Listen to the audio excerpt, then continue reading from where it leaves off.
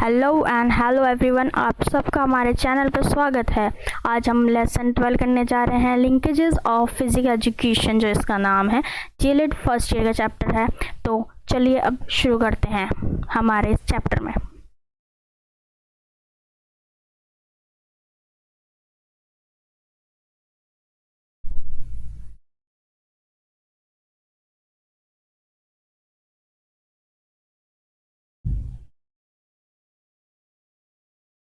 तो यहाँ हमारा फर्स्ट टॉपिक है इंट्रोडक्शन। मैं आपको छोटा सा इंट्रोडक्शन दे देती हूँ कि क्या कह रहा है इस चैप्टर में।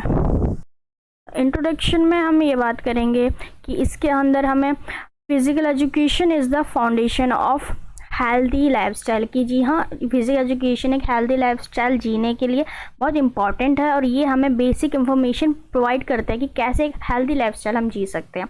इसके अंदर हम साथ में ये भी देखेंगे कि किस तरह ये फिजिकल एजुकेशन जो है ना, एक ब्रिज का काम भी कर रहा है हमारे फिजिकल हेल्थ को अच्छा रखने में, मेंटल हेल्थ को अच्छा रखने में, सोशल हेल्थ को भी अच्छा रखने में। और साथ ही साथ इस चैप्टर में हम ये भी पढ़ेंगे कि हमारे जो गेम है, स्पोर्ट्स है, प्ले है, रिक्रिएशन है, ये सारी चीज़ें किस तरह इंटर रिलेटेड है, एक दूसरे से किस तरह कनेक्ट है। तो ये सारी चीज़ें हम इस चैप्टर में पढ़ने जा रहे हैं। तो चलिए सबसे पहले हम अपना फर्स्ट टॉपिक से स्टार्ट करते हैं, जो है हेल्थ एंड फिजिकल एजुकेशन। तो क्या बताता है हेल्थ एंड फिजिकल एजुकेशन हमें?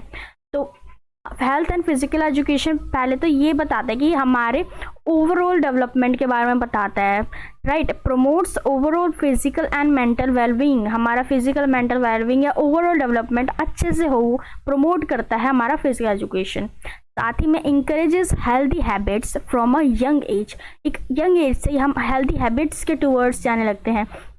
और एज अ टीचर हमें बच्चों को भी सिखाना है कि किस तरह हम हेल्दी रह सकते हैं, हमारी हैबिट्स किस तरह डेवलप होनी चाहिए, जो कि बहुत हेल्दी हैबिट्स होंगी और वो हमारी लाइफ को बहुत इम्प्रूव करेंगी।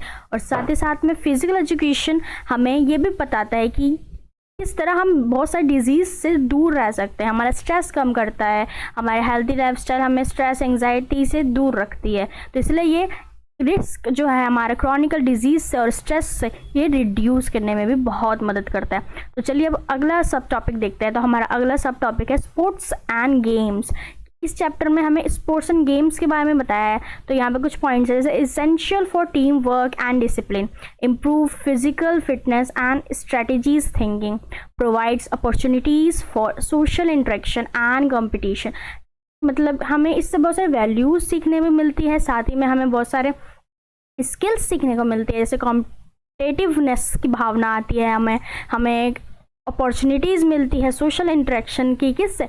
स्पोर्ट्स और गेम से ही हम एक सोशल पर्सन बन पाते हैं, हमें लोगों से बात करना आ पाता है, हम इंटरेक्ट कर पाते हैं लोगों से। तो ये अपॉर्चुनिटी कौन देता है? हमें स्पोर्ट्स और गेम देता है फिजिकल एजुकेशन के फील्ड में। साथ ही साथ ये हमें टीम वर्क सिखाता है, हमें डिसिप्लिन सिखाता है कि लाइफ में डिसिप्लिन और टीम वर्क कितना इंपॉर्टेंट है। ये हमें स्पोर्ट्स और गेम्स बहुत अच्छे से सिखाते हैं और एज अ टीचर आपको भी ये स्किल्स प्रमोट करने चाहिए। और साथ ही साथ में हमें फिटनेस तो बनाता ही है हमारी फिटनेस को, और हमारी थिंकिंग को भी बहुत कैलकुलेटिव स्ट्रेटजीज बनाने में हमारे बहुत मदद करता है, जिससे हमारी क्रिटिकल थिंकिंग भी इन्हांस होती है। तो इसलिए फिजिकल एजुकेशन में स्पोर्ट्स और गेम का बहुत ज़्यादा, हम कह सकते हैं, इनका बहुत भागीदारी है, साथ ही में ये बहुत इंपॉर्टेंट भी है, राइट।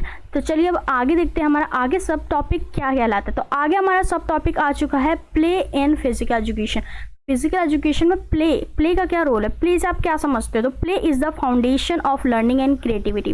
कुछ भी हमें सीखना है, कुछ भी हमें क्रिएट करना है, तो प्ले जो है ना, वो बहुत अच्छा एक मेथड माना गया है, क्योंकि बच्चे ये सीख के खेलते हैं, राइट। अगर बच्चों को कुछ हमें क्यूब्स दे दिए, वो क्यूब्स के साथ खेल खेल के बहुत सारी चीज़ें कर सकते हैं। जैसे वो बता सकते हैं कि ये क्यूब का शेप कैसा है, ये क्यूब अलग अलग कलर के हैं या सिमिलर कलर के हैं। तो ये फिजिकल एक्टिविटीज़ में ना प्ले बहुत इंपॉर्टेंट है। और आगे हम बात करते हैं तो encourages exploration, fun and development. हम एक्सप्लोर भी करते हैं बहुत सारी चीज़ों को, ये हमें बहुत फन लिविंग एक्टिविटीज़ होता है, साथ ही में डेवलपमेंट में बहुत हेल्प करता है, क्योंकि प्ले जो है फिजिकल एजुकेशन में हम बहुत चीज़ें हमें डेवलप करने में मदद करता है। हम खेल खेल के बहुत सारी चीज़ें सीखते हैं। इसलिए पियाजे ने भी कहा है कि play way method is the best method. तो बच्चा खेल के बहुत अच्छे से सीखता है, इसलिए हम बहुत सारी ऐसी एक्टिविटीज़ डेवलप करते हैं जिससे बच्चा खेल खेल के सीखे। उसके बाद हम आगे बात करते हैं। उसके बाद अगर हम बात करें तो ये हमें builds cognitive, emotional and physical skills. Play से हमें हमारे कॉग्निटिव स्किल्स तो इम्प्रूव होते हैं, gross motor and fine motor skills तो इम्प्रूव होते हैं, साथ में इमोशनली और हमारा जो फिजिकली फिटनेस दोनों अच्छे से इम्प्रूव होता है। और कॉग्निटिव हमारे ब्रेन में भी बहुत इम्प्रूवमेंट आती है प्ले से, क्योंकि हम प्ले के टाइम सोच समझ सकते हैं कि किधर जाना है, किधर भागना है, कैसे बॉल पकड़नी है, कैसे बैट बॉल खेलना है, कहाँ किस तरह में किस पोजीशन में करना है, राइट। तो ये सब प्ले से हमें बहुत सारी चीज़ें डेवलप होती है, हमारे माइंड डेवलप होता है, हमारे इमोशंस भी डेवलप होता है, हमें इमोशंस कैसे बैलेंस रखना है। अगर हम कोई भी प्ले में जीत हार तो होती रहती है, तो इमोशन भी बताता है, राइट। तो प्ले है बहुत इंपॉर्टेंट है हमारे फिजिकल एजुकेशन में। तो अब हम अपने नेक्स्ट स्लाइड पे आ चुके हैं और हमारा नेक्स्ट टॉपिक है रिक्रिएशन एंड फिजिकल एजुकेशन। तो recreation helps in stress relief and mental relaxation. Recreation हमें हमारे मेंटल प्रेशर, हमारे मेंटल स्ट्रेस, एंग्जाइटीज को कम करने में, उसमें रिलीफ में बहुत मदद करता है और हमें रिलैक्स करता है। Activities like hiking, dancing and swimming rejuvenates the mind and body. इस तरह की एक्टिविटीज़ जो होती है हमें माइंड और बॉडी को बहुत रिलैक्स फील करवाती है, साथ में बहुत हमारी बॉडी में क्रिएटिवनेस, हमारे माइंड में क्रिएटिवनेस आती है और हम बहुत रिलैक्स हो जाते हैं, क्योंकि हम इस सब एक्टिविटीज़ में इंडल्ज हो जाते हैं, राइट। उसके बाद हमारा नेक्स्ट है कि encourages life long engagement with physical activities. इससे हमारे लाइफ लॉन्ग इंगेजमेंट बढ़ता है, साथ में कि अगर हम एक रूटीन में फिजिकल एक्टिविटीज़ कर रहे हैं तो हमारे एक अच्छी लाइफस्टाइल हम डेवलप कर पाएंगे, और ये हमारे हेल्थ के लिए बहुत इंपॉर्टेंट है, चाहे वो मेंटल हो, कॉग्निटिव हो या सोशल हो, कोई भी हो, फिजिकल हो, ठीक है। तो इसी के साथ हमारा ये लेसन खत्म कंप्लीट होता है। Thank you so much for watching my video and if you want any question तो आप कमेंट करके पूछ सकते हो, और हमारे चैनल को सब्सक्राइब करना मत भूलना। Bye bye.